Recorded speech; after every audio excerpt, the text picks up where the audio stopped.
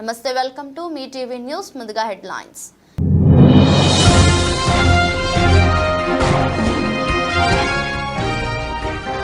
అమెరికాలో చైనా సైన్యాన్ని నిర్మిస్తుంది. ఎన్నికల ప్రచారంలో ట్రంప్ వ్యాఖ్యలపై రచ్చ.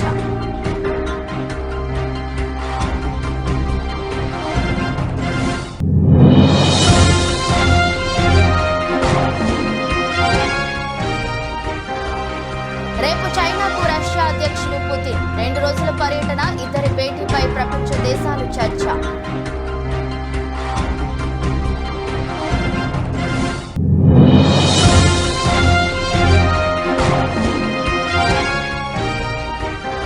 మోదీ సీట్లో ఎవరు? మోదీపై ప్రజల్లో పెరుగుతున్న అసంతృప్తి.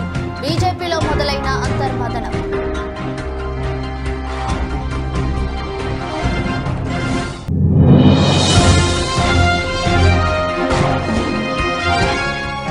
ఏపీలో 81.76% పోలింగ్ నమోదు. జిల్లాల వారీగా పోలింగ్ శాతం వివరాలు వెల్లడించిన ఈసీ.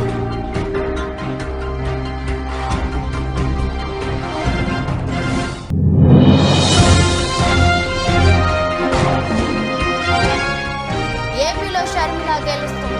ఆంధ్రప్రదేశ్ సీఎం ఎవరైనా సరే, ముఖ్యమంత్రి రేవంత్ కీలక వ్యాఖ్యలు.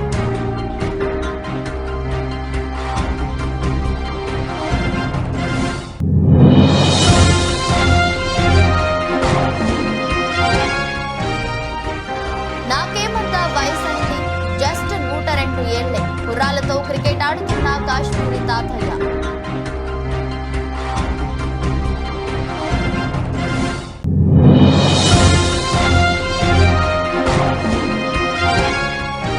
Ram Pothineni birthday special. Double smart teaser release చేసిన చిత్ర యూనిట్.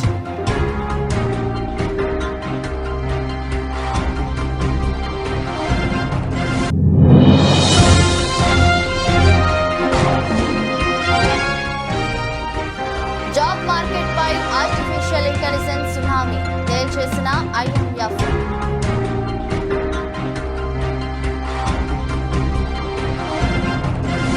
అమెరికా మాజీ అధ్యక్షుడు డొనాల్డ్ ట్రంప్ చైనాపై మరోసారి విమర్శలు చేశారు. ఆ దేశం అమెరికాలో తన సైన్యాన్ని నిర్మిస్తుందని ఆరోపించారు. చైనా నుంచి అమెరికాకు వలసలు భారీగా పెరిగాయని, వాటి వల్ల భవిష్యత్తులో ముప్పు పొంచి ఉందని ఆందోళన వ్యక్తం చేశారు. అమెరికా అధ్యక్ష ఎన్నికల ప్రచారంలో భాగంగా ట్రంప్ చేసిన ఈ వ్యాఖ్యలపై రచ్చ జరుగుతోంది.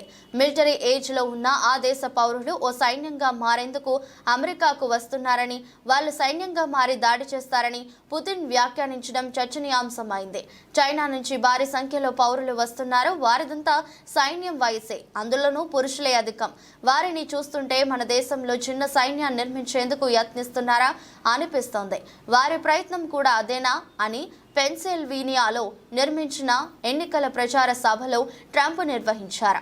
కాగా కోవిడ్ ఆంక్షలు ఎత్తివేసిన తర్వాత చైనా నుంచి అమెరికాకు అక్రమ వలసలు పెరిగినట్లు నివేదికలు చెబుతున్నాయి. దక్షిణ అమెరికాకు విమానాల్లో చేరుకుని అక్కడి నుంచి ప్రమాదకరమైన మార్గాల్లో కాలినడకన ఉత్తర అమెరికాలోకి అక్రమంగా ప్రవేశిస్తున్నట్లు సమాచారం. 2023లోనే అమెరికా మెక్సికో సరిహద్దుల్లో 37,000 మంది చైనీయులు అరెస్టు చేసినట్లు సమాచారం. 2022తో పోలిస్తే ఇది 10 రెట్లు ఎక్కువ. గత డిసెంబర్లోనే అక్రమంగా ప్రవేశిస్తున్న 5,951 మందిని US అధికారులు అరెస్ట్ చేశారు. అమెరికాలోకి చైనీయులు అక్రమ ప్రవేశాలు గణనీయంగా పెరిగినట్లు ట్రంప్తో పాటు రిపబ్లికన్ నేతలు భావిస్తున్నారు. దాంతో భౌగోళికంగా, రాజకీయ పరంగా ముప్పు ఉందని ఆందోళన చెందుతున్నారు.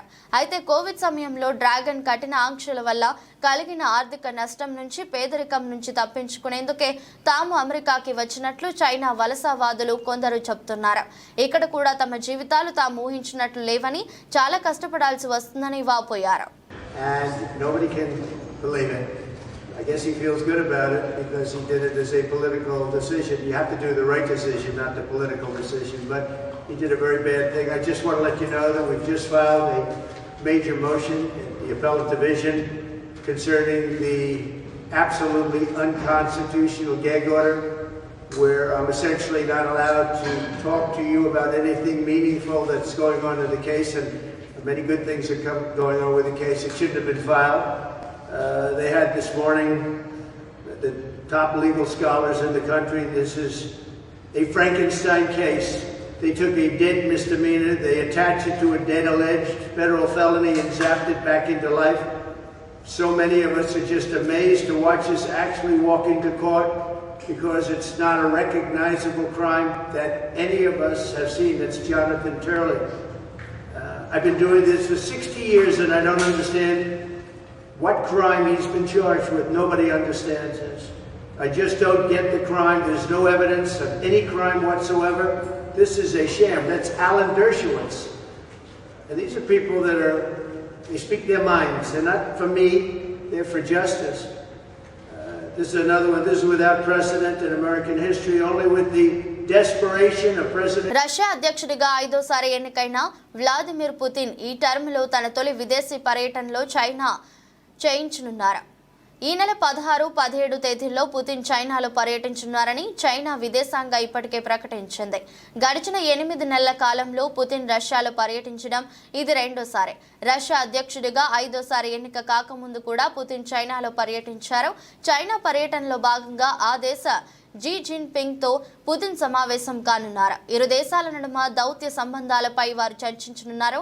రష్యా చైనాల మధ్య దౌత్య సంబంధాలు నెలకొని 75 ఏళ్లైన సందర్భంగా జిన్పింగ్ ఆహ్వానం మేరకు పుతిన్ చైనాను సందర్శిస్తున్నారని రష్యా విదేశాంగ శాఖ తెలిపింది. కాగా చైనా అధ్యక్షుడు జిన్పింగ్ గత వారమే ఐరోపాలో 5 రోజుల పర్యటన ముగించుకొని వచ్చారు. ఐరోపాలో రష్యాకు సన్నిహితమైన సెర్బియా, హంగరీలను జిన్పింగ్ సందర్శించారు. ఫ్రాన్స్ అధ్యక్షుడు ఇమాన్యుయల్ మాక్రాన్తో జరిపిన చర్చల్లో రష్యాకు ఆయుధాలను కానీ యుద్ధానికి పౌర ప్రయోజనాలకు రెండింటికి ఉపకరించే సాధనాలను కానీ సరఫరా చేయబోమని జిన్పింగ్ హామీ ఇచ్చారు. మోదీ తర్వాత ఆయన వారసుడిగా ఎవరు ఉంటారో, ప్రధానిగా ఎవరు బాధ్యతలు చేపడతారు అని గత వారం కేజ్రీవాల్ ప్రశ్నించారు. 75 సంవత్సరాలు నిండిన నేతలకు రిటైర్మెంట్ ప్రకటించి పంపించే సంప్రదాయం బీజేపీలో ఉన్నదని గుర్తు చేసిన కేజ్రీవాల్ మరికొన్నాళ్లలో 75 ఏండ్లు పూర్తి చేసుకోబోతున్న ప్రధాని మోదీ ఆ సంప్రదాయాన్ని కూడా పాటిస్తారా అని ప్రశ్నించారు. బీజేపీ సీనియర్లు ఎల్కే అద్వానీ, మురళీ మనోహర్ జోషి, సుమిత్రా మహాజన్ను వయసు ప్రాతిపదికన బలవంతంగా పక్కన పెట్టిన విధానాన్ని ఈ సందర్భంగా ఆయన గుర్తు చేశారు. మోదీ తర్వాత ఆయన వారసుడిగా కేంద్ర హోంమంత్రి అమిత్ షా పగ్గాలు చేపడతారని, షాను ప్రధానిని చేయడానికే మోదీ ఓట్లు అడుగుతున్నట్టు చెప్పారు. దీనిపై షా కూడా వెంటనే స్పందించారు. 75 ఏళ్లు నిండిన తర్వాత నరేంద్ర మోదీ ప్రధానిగా కొనసాగకూడదని బీజేపీ రాజ్యాంగంలో ఎక్కడా రాయలేదన్నారు. తదుపరి 5 ఏళ్లు కూడా ప్రధానిగా నరేంద్ర మోదీనే కొనసాగుతారని చెప్పుకొచ్చారు. అయితే గడిచిన 4 దశల ఎన్నికల్లో ఓటింగ్ శాతం క్రమంగా తగ్గుతుండటం, ప్రచారంలో ముస్లింలను బద్నాం చేస్తూ హిందుత్వాన్ని ముందరేసుకోవడానికే మోదీ మొగ్గు చూపడం, వెరసి మోదీ పట్ల ప్రజల్లోనూ అంతకంతకు అసంతృప్తి, విసుగు పెరుగుతుంది. ఈ క్రమంలో కేజ్రీవాల్ లేవనెత్తిన మోదీ తర్వాత ప్రశ్న ప్రాధాన్యతను సంతరించుకుంది. బీజేపీలోనూ ఈ చర్చ క్రమంగా పెరుగుతున్నట్టు ఆ పార్టీ వర్గాల ద్వారా తెలిసింది. ఏపీలో సార్వత్రిక ఎన్నికల్లో పోలింగ్ శాతం భారీగా నమోదైంది. గత ఎన్నికల కంటే అత్యధికంగా మంది ఓటర్లు ప్రస్తుత ఎన్నికల్లో తమ ఓటు హక్కును వినియోగించుకున్నారు. ఏపీ ఎన్నికల కమిషన్ బుధవారం ఉదయం రాష్ట్రంలో తుది పోలింగ్ శాతం వివరాలను వెల్లడించింది. రాష్ట్రంలో మొత్తం 81.76% మేర పోలింగ్ నమోదైంది. ఈవీఎంల ద్వారా 80.66%, పోస్టల్ బ్యాలెట్ ఓట్లు 1.1% పోలింగ్ నమోదైంది. పోలింగ్ శాతం వివరాలు ఇలా: 2024 సార్వత్రిక ఎన్నికల్లో మొత్తం 81.76% పోలింగ్ నమోదైంది. అత్యధికంగా చిత్తూరు జిల్లాలో 87.9%, అత్యల్పంగా విశాఖపట్నం జిల్లాలో 68.63%, దర్శి నియోజకవర్గంలో అత్యధికంగా 90.91%, తిరుపతి నియోజకవర్గంలో అత్యల్పంగా 63.32%, అత్యధికంగా ఒంగోలు పార్లమెంట్కు 87.06%, అత్యల్పంగా విశాఖ పార్లమెంట్కు 71.11% పోలింగ్ నమోదైంది. తెలంగాణ సీఎం రేవంత్ రెడ్డి కీలక వ్యాఖ్యలు చేశారు. కడప లోక్సభ స్థానంలో వైఎస్ షర్మిల గెలుస్తుందని ఆయన చెప్పారు. అంతేకాదు, ఏపీలో ఎవరు సీఎం అయినా సరే మంచి సంబంధాలు కొనసాగిస్తామని రేవంత్ రెడ్డి స్పష్టం చేశారు. తెలంగాణలో ఇక ఎన్నికలు, రాజకీయాలు ముగిశాయన్న రేవంత్ ఇక తన ఫోకస్ అంతా పాలనపైనే అని తేల్చి చెప్పారు. రాష్ట్రమే నా ప్రపంచం, రాష్ట్ర ప్రయోజనాలు కాపాడటమే నా లక్ష్యం, మాది పాజిటివ్ దృక్పథం మాత్రమే, ఇందిరమ్మ కమిటీలు వేస్తాం, 15 ఆగస్టు ఎక్కడ నిర్వహించాలన్నది కేబినెట్ నిర్ణయిస్తుంది, విద్యా సిలబస్ పై కమిషన్ వేస్తాం, విద్యా వ్యవసాయ కమిషన్లు వేస్తాం, రాష్ట్రావతరణ వేడుకలు నిర్వహిస్తాం, బీఆర్ఎస్ కు డిపాజిట్లు పోతాయని చెప్పా, ఇదే నిజం కాబోతుంది. 5 ఏళ్లలో చేసేది 100 రోజుల్లో చేయగలమా? ప్రయారిటీ దృష్టిలో అంశాలను తీసుకుంటున్నాం. 100 రోజుల్లో కేసీఆర్ చేసిన 30,000 కోట్లు అప్పు తీర్చాను అని సీఎం రేవంత్ రెడ్డి అన్నారు. కేసీఆర్ కు పిచ్చి పట్టింది, నిధులు మింగడానికే, తాగునీటి కోసం జలాశయాలు అంటున్నారు. గోదావరి జలాలు హుస్సేన్ సాగర్, హిమాయత్ సాగర్ కు రెగ్యులర్ గా వచ్చేలా చేస్తాం. ఫార్మా విలేజ్లతో పొల్యూషన్ కంట్రోల్ చేయడం సులభం. ఫార్మా సిటీలను విస్తరణ చేస్తాం. ఒకే దగ్గర అన్ని ఫార్మా కంపెనీలు ఉంటే సిటీ విడిచిపెట్టి వెళ్లాల్సి వస్తుంది. కొన్ని ఉంటే వాటిని మెయింటైన్ చేయవచ్చు. కుప్పల్లాగా ఉంటే రూల్స్ పాటించరు. మెట్రోను L&T అమ్ముకుంటే అమ్ముకొని మేము చేసేది ఏమంటుంది? వాళ్ళ ఆస్తి వాళ్ళు అమ్ముకుంటే చేసేదేమంటుంది? సిటీకి దూరంగా డీసెంట్రలైజేషన్తో పరిశ్రమలు ఏర్పాటు చేస్తాం. ఐటీఐలను అప్గ్రేడ్ చేస్తున్నాం. టాటాతో స్కిల్ శిక్షణ ఇస్తాం. రాష్ట్రంలో ఉన్న 65 ఐటీఐలను బలోపేతం చేస్తామని తెలిపారు. డాక్టర్ బిఆర్ అంబేద్కర్ కోనసీమ జిల్లా పరిధిలోని 7 అసెంబ్లీ నియోజకవర్గాలు, అమలాపురం పార్లమెంట్ నియోజకవర్గానికి సంబంధించి ఈ నెల 13 సోమవారం నిర్వహించిన పోలింగ్ ప్రక్రియ ముగిసిన తదుపరి రాత్రి అంతా సెక్టర్ల వారీగా ఎలక్ట్రానిక్ ఓటింగ్ యంత్రాలు, పోలింగ్ సామాగ్రి కాట్రేనికోన మండలం చేయేరు గ్రామ పరిధిలోని శ్రీనివాస ఇంజనీరింగ్ కళాశాలకు వాహనాల్లో చేరుకున్నాయని జిల్లా కలెక్టర్, జిల్లా ఎన్నికల అధికారి హిమాంశు శుక్లా తెలిపారు. సోమవారం రాత్రి జిల్లా కలెక్టర్, జిల్లా ఎన్నికల అధికారి శ్రీనివాస ఇంజనీరింగ్ కళాశాల నందు ఏర్పాటు చేసిన రిసెప్షన్ కేంద్రంలో నియోజకవర్గాల వారి వాహనాల్లో పోలింగ్ సిబ్బంది తీసుకుని వచ్చిన ఎలక్ట్రానిక్ ఓటింగ్ యంత్రాలు, పోలింగ్ సామాగ్రిని స్వీకర స్ట్రాంగ్ రూమ్లలో భద్రతా ఏర్పాట్లు ప్రక్రియను ఆయన స్వయంగా నిశ్చితంగా పర్యవేక్షించడం జరిగింది. ఆయా రిటర్నింగ్ అధికారుల పరిశీలన అనంతరం అభ్యర్థుల భవిత్వత్వం నిక్షిప్తమై ఉన్న ఎలక్ట్రానిక్ ఓటింగ్ యంత్రాలు పోలింగ్ అనంతరం చట్టబద్ధంగా నింపి సమర్పించాల్సిన పోలింగ్ సామాగ్రిని పోలింగ్ సిబ్బంది ద్వారా స్వీకరించి వారికి కేటాయించిన స్ట్రాంగ్ రూమ్లలో భద్రపరిచారు. అనంతరం రిటర్నింగ్ అధికారుల సమక్షంలో ఆయా స్ట్రాంగ్ రూమ్లకు సీల్డ్ వేశారు. ఈ కార్యక్రమంలో జిల్లా రెవెన్యూ అధికారి ఎం వెంకటేశ్వర్లు, రిటర్నింగ్ అధికారి జిల్లా joint collector S Nupur Ajay, G Keshavardhan Reddy, GVV Satyanarayana, A Sriramachandramurthy, DVS Yellarao, V Madan Mohan Rao, S Sudhakar, ఏఆర్ఓలు, సిబ్బంది తదితరులు పాల్గొన్నారు. రాష్ట్రంలో అరాచక పాలనకు ముగింపు పలికి టీడీపీ, బీజేపీ, జనసేన కూటమికి అధికారం అప్పగిస్తున్నారని రాష్ట్ర టీడీపీ కార్యదర్శి వాసిరెడ్డి యేసుదాసు అన్నారు. కాకినాడ పార్లమెంట్ పరిధిలో పార్లమెంటుతో పాటు అన్ని అసెంబ్లీ స్థానాలను కూటమి కైవసం చేసుకుంటుందని, రాష్ట్ర వ్యాప్తంగా భారీ ఎత్తున యువ ఓటర్లు పాల్గొని కూటమికి ఓట్లు వేసి తమ మద్దతు పలికినట్లు చెప్పారు. మంగళవారం స్థానిక రమణయ్యపేటలో ఉన్న దాసు కార్యాలయంలో విలేకరులతో సమావేశం నిర్వహించారు. ఈ సందర్భంగా ఆయన మాట్లాడుతూ కాకినాడ పార్లమెంట్ పరిధిలో ఉన్న అన్ని నియోజకవర్గాలలో కూటమికి ఓటర్లు పట్టం కట్టనున్నారని, అందువల్ల వారంతా ఉదయం 6 గంటలకే పోలింగ్ కేంద్రాల వద్దకు బారులు తీరడం నిదర్శనమన్నారు. ఈ సమావేశంలో టీడీపీ, బీజేపీ, జనసేన నాయకులు బాజిబోయిన వెంకటేష్ నాయుడు, జిల్లా రంగ నాయకులు వాసిరెడ్డి జ్యోతి, వీరకుమార్, తుమ్మలపల్లి వాసు, బావిశెట్టి ప్రసాద్, సిద్ధు నూకరాజు, నవర చిట్టిబాబు తదితరులు పాల్గొన్నారు. నిన్న జరిగిన చారిత్రక ఎన్నికల్లో మరి చాలా ఉత్సాహంగా, ఎప్పుడు నేను 8 ఎలక్షన్లు చూశాను 40 సంవత్సరాలుగా, ఎంత ఉత్సాహంగా ఎప్పుడు జనాలు పాల్గొన్న సందర్భాలు చూడలేదు.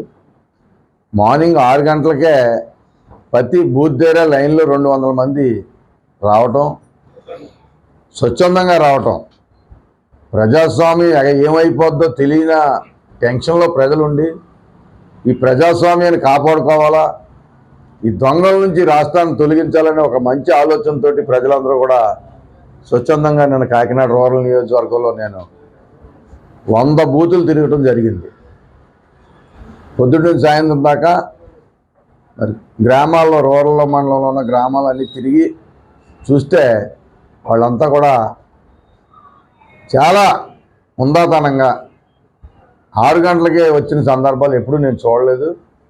రాత్రి 7-8 గంటల దాకా కూడా చాలామంది ఓటింగ్ చేశారు. అందరికీ కూడా కాకినాడ రూరల్ నియోజకవర్గ ప్రజలకి, కాకినాడ టౌన్ నియోజకవర్గ ప్రజలకు కూడా తెలుగుదేశం పార్టీ రాష్ట్ర కార్యదర్శిగా ప్రతి ఒక్కరికి మనిషికి కూడా కృతజ్ఞతలు తెలియజేస్తూ ఉన్నాం. ఎందుకోసం అంటే చాలా కసిగా వచ్చి ఓటేసిన సందర్భాలు ఓటింగ్ పర్సంటేజ్ పెరగటం కానీ ఈ తెలుగుదేశానికి శుభసూచకం అని చెప్పి సందర్భంగా నేను తెలియజేస్తా ఉన్నాను. ఈ కాకినాడ పార్లమెంట్లో 7 సీట్లు 7 ఎమ్మెల్యే సీట్లు ఎంపీ కూడా ఈరోజు నెగ్గుతున్నామని చెప్పి సందర్భంగా గర్వంగా చెప్పగలుగుతున్నాం. ప్రజల నాడి చూసి అని చెప్పి సందర్భంగా తెలియజేస్తా ఉన్నాం. అదేవిధంగా ఉమ్మడి 13 జిల్లాల్లో జనసేన అధినేత పవన్ కళ్యాణ్ అన్నయ్య నాగబాబు గోకులం రెసిడెన్సీలో విలేకరుల సమావేశం ఏర్పాటు చేశారు. ఈ సమావేశంలో ఆయన మాట్లాడుతూ జనసేన పార్టీకి పిఠాపురం నియోజకవర్గం ప్రజలందరూ ఎమ్మెల్యే అభ్యర్థి పవన్ కళ్యాణ్ పై ఎంతో ఉన్నతమైన అభిమానం చూపించినందుకు ప్రత్యేక అభినందనలు తెలియజేశారు. మీ జన సైనికులు జనసేన టీడీపీ కూటమితో పిఠాపురంలో అధిక మెజారిటీతో జనసేన అసెంబ్లీలోకి అడుగు పెట్టబోతుందని ఆత్మవిశ్వాసం తెలియజేశారు. ఈ కార్యక్రమంలో జనసేన పార్టీ ప్రెసిడెంట్ శ్రీనివాసు, ఉప సర్పంచ్ శ్రీనివాసు, జనసేన నాయకులు తదితరులు ఈ కార్యక్రమంలో పాల్గొన్నారు. నమస్కారాలు. గత 45 రోజుల నుంచి పిఠాపురంలో మా కుటుంబంతా పనిచేస్తున్నాం. ప్రెసిడెంట్ గారికి రిప్రజెంటేషన్ కాదు, ఎందుకంటే ఆయన మిగతా రాష్ట్రం అంతా అలాగే బీజేపీతో కూడా భాగస్వాములుగా ఉన్న కూటమిలో ఆయన ఎక్కడైతే తెలుగు వాళ్ళు ప్రిడామినెంట్ ప్లేసెస్ ఆయన popular places like Karnataka, Tamil Nadu, Orissa ఇలాంటి చాలా చోట్ల వెళ్ళాల్సి వచ్చింది. అలాగే ఎక్కడైతే జనసేన పోటీ చేయలేదో అక్కడ కూడా వెళ్ళాల్సి వచ్చింది. మన పిఠాపురం కూడా 4 సార్లు వచ్చారు, అంత బిజీ షెడ్యూల్లో కూడా. సో ఈ పెద్ద తిరగాల్సి వచ్చింది. సో కేవలం మేము ఇక్కడ ఉండి ఆయన్ని కొంచెం వెసులుబాటు కల్పించడానికి ప్రయత్నించాం.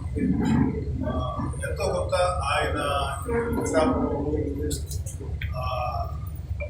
పూర్తిగా చేయలేకపోవడం అనేది ఉన్నా కూడా మేమందరం నిలబడ్డాం. అయితే పార్టీకి ప్రెసిడెంట్ అవడం వల్ల కూటమిలో ఉన్న భాగస్వామ్యం వల్ల ఆయన మీద చాలా బాధ్యతలు ఉన్నాయి. ప్రచార బాధ్యతలు కానీ స్టేట్ ఇష్యూస్ మాట్లాడే బాధ్యతలు కూడా ఉన్నాయి. అందువల్ల ఏమవుతుందంటే ఆయన అది తిరగాల్సి వచ్చింది. బట్ మేమందరం కూడా ఏంటంటే ఇవాళ ఇక్కడ నగేష్ గారు, మహేందర్ రెడ్డి, రెడ్డి గారు, శంకర్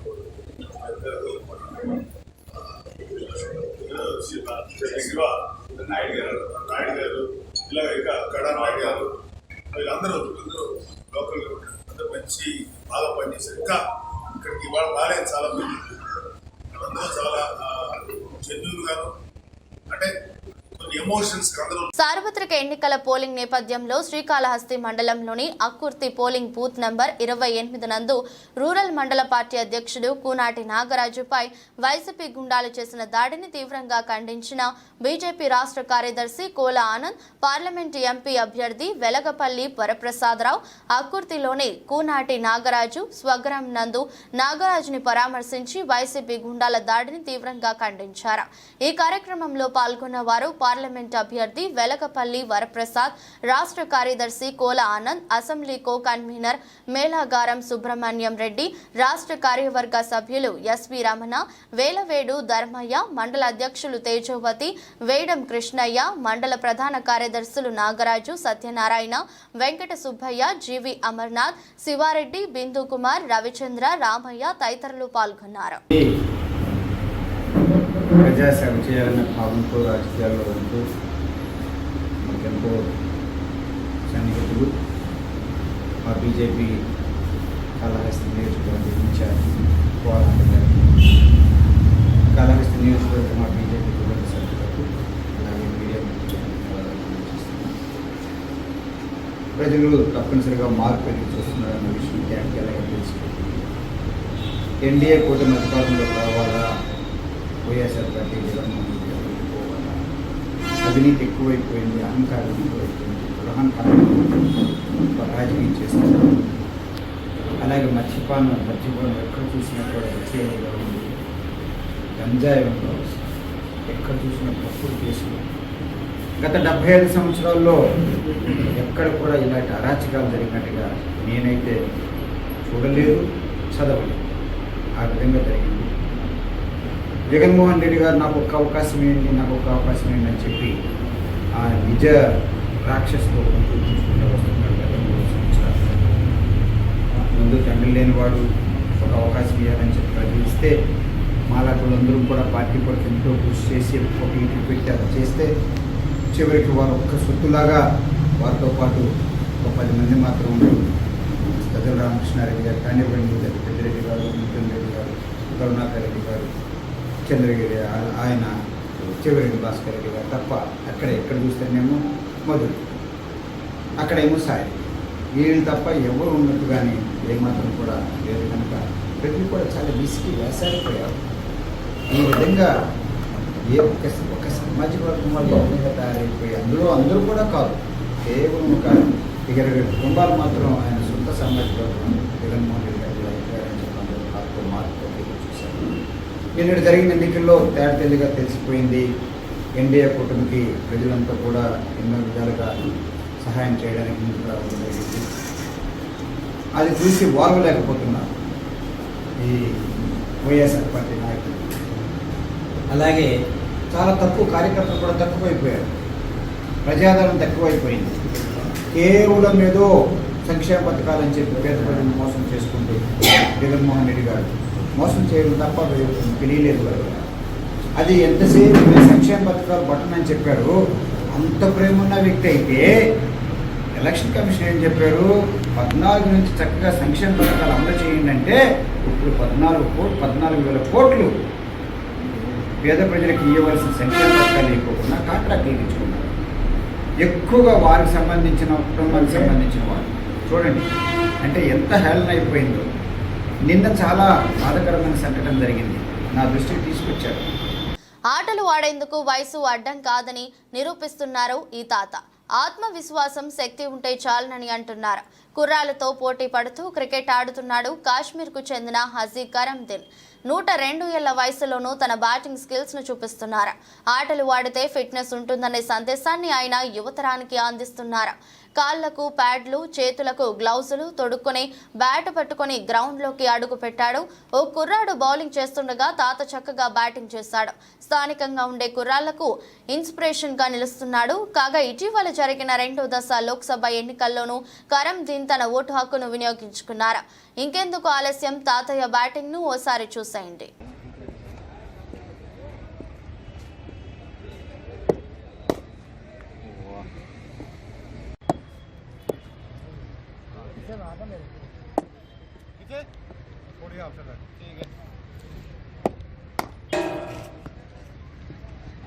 कवर वाले ये नहीं समझ आ रही है ना।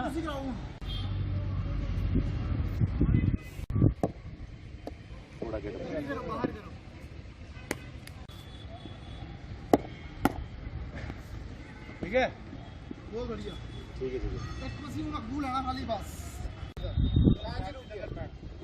हैं।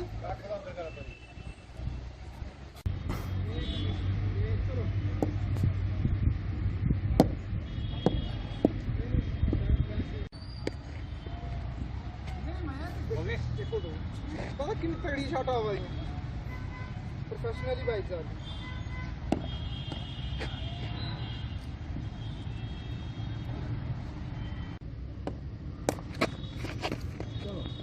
बहुत बढ़िया,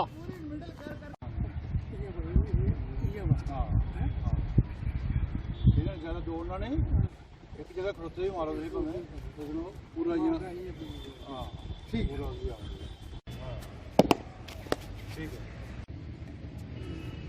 ठीक है, कोई नहीं हाँ ये बाल ना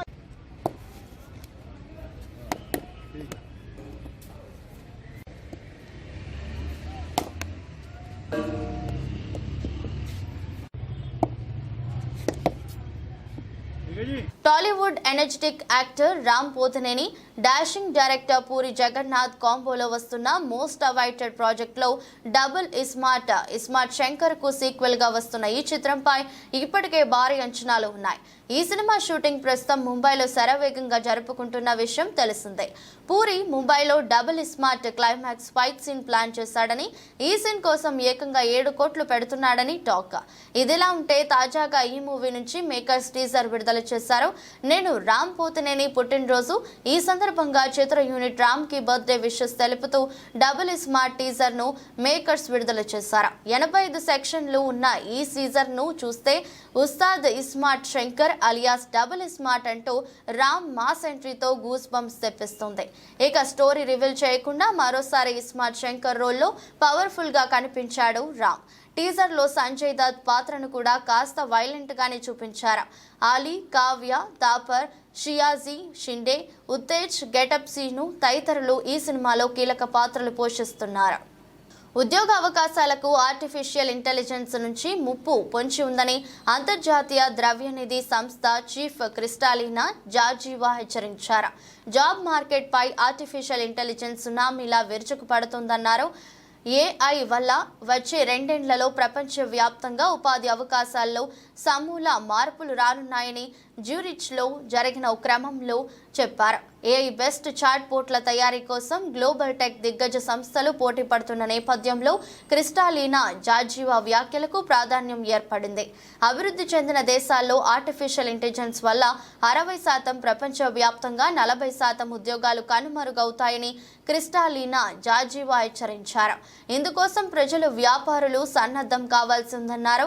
ఆర్టిఫిషియల్ ఇంటెలిజెన్స్ సాయంతో కొన్ని రంగాల్లో ఉత్పాదకత పెరిగి సామర్థ్యం మరింత మెరుగుపడుతుందన్నారు. ఏఐ బెస్ట్ చాట్ బోట్లను సరిగ్గా నిర్వహించుకుంటే తప్పుడు సమాచార వ్యాప్తించడంతో పాటు ఆర్థిక, ఆదాయ అసమానతలకు దారితీస్తుందన్నారు. వాతావరణ పరిస్థితులే ప్రపంచ ఆర్థిక వ్యవస్థకు ముప్పుగా పరిణమించే అవకాశం ఉందంటూ క్రిస్టాలినా జార్జివా వ్యాఖ్యానించారు. దీనికి పరిష్కార మార్గాలు వెతకాల్సి ఉందని పేర్కొన్నారు. వార్తలు ముగించే ముందు మరోసారి హెడ్లైన్స్.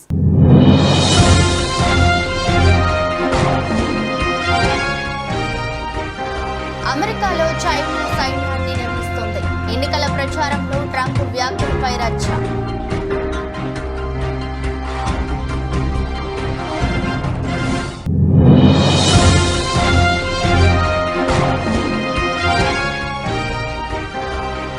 రేపు చైనాకు రష్యా అధ్యక్షుడు పుతిన్ 2 రోజుల పర్యటన. ఇద్దరి భేటీపై ప్రపంచ దేశాలు చర్చ.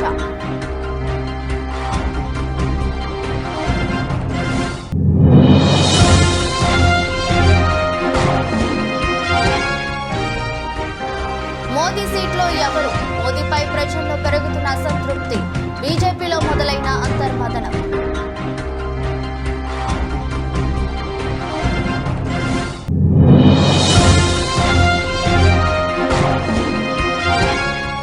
ఏపీలో 81.76% పోలింగ్ నమోదు. జిల్లాల వారీగా పోలింగ్ శాతం వివరాలు వెల్లడించిన ఈసీ.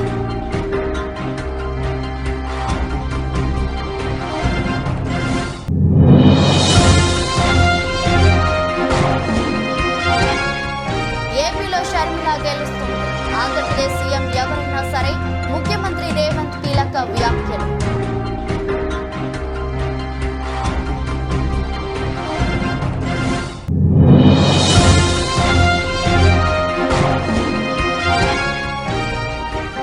నాకేమంతా వయసండి, జస్ట్ 102 ఏళ్లే. కుర్రాలతో క్రికెట్ ఆడుతున్న కాశ్మీరీ తాతయ్య.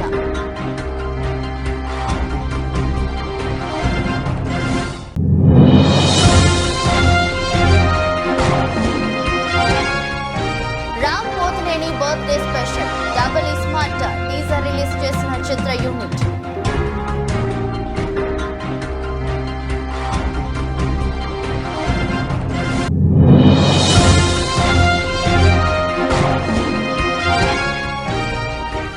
జాబ్ మార్కెట్ పై ఆర్టిఫిషియల్ ఇంటెలిజెన్స్ సునామీ తేల్చేసిన IMF.